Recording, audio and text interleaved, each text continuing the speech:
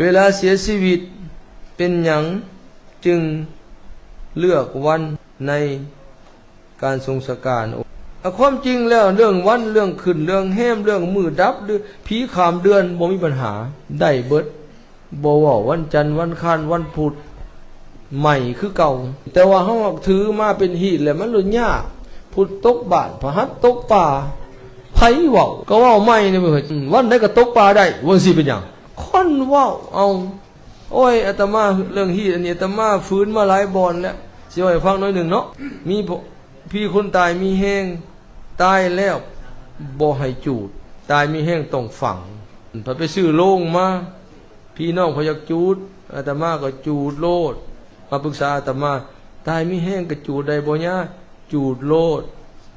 คันมาว่าใหม่อาตมาสิจูดซอยนะ